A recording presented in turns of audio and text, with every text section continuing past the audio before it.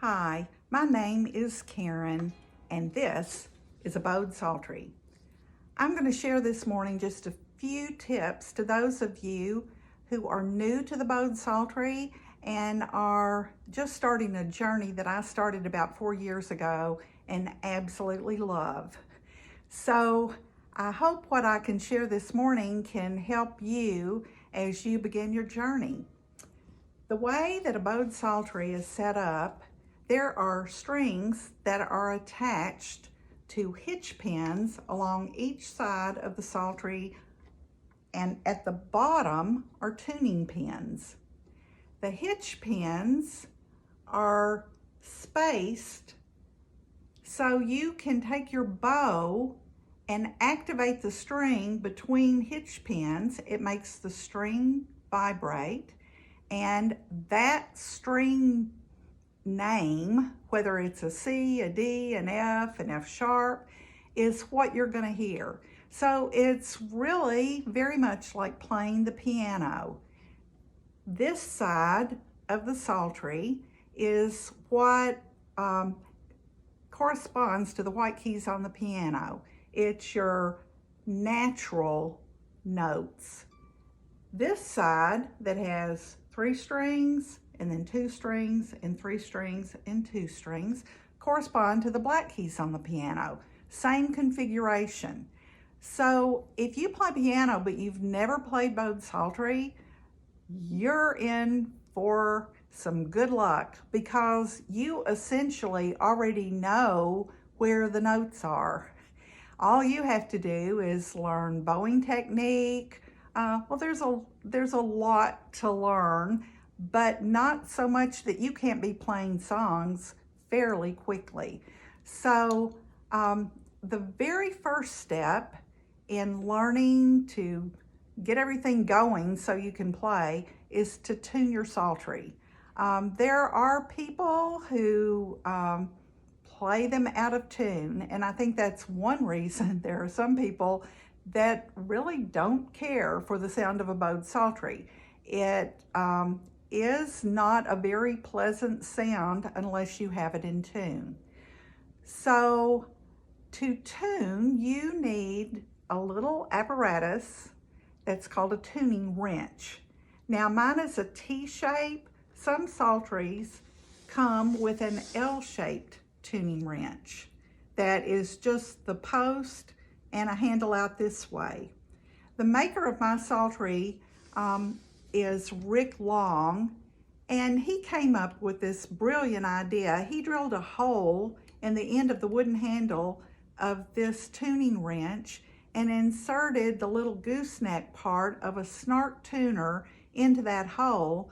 So my electronic tuner is actually attached to my tuning wrench, which makes it so easy to be able to put on the tuning pin, pluck. The instrument resonates with that sound, and my electronic tuner lets me know if it's sharp, flat, or in tune. So to begin, you find the longest string on your psaltery and you follow it all the way down to the tuning pin that corresponds with it. Put your tuning wrench on and begin to pluck that string. Now it does better if you pluck it with either your nail or a pick, because you need a sharp, clear sound to be able to get it in tune. Now I don't know if you can see this or not, but as I'm plucking, I'm getting a green bar right in the middle of my tuner.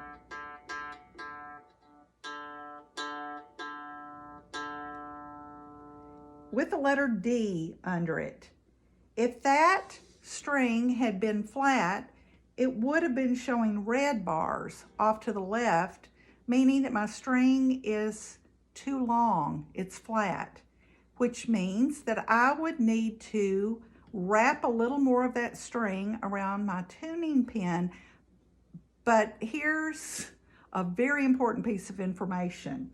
You really will never be wrapping it around unless you're a maker and you're just setting up your instrument for the first time or putting a new string on.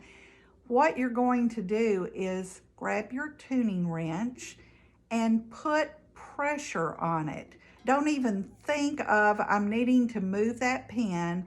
Just put some good pressure and keep plucking and look to see what happens to the bar. If it goes from red up to green and pretty consistently stays green as you pluck the string, then you have gotten that string in tune. If your string is sharp, your yellow bars will light up, and it's just the opposite. You're going to be turning it in the other direction, but turning is a strong word. You will be aiming it in that direction with ever so slight pressure to make the bars go from yellow to green.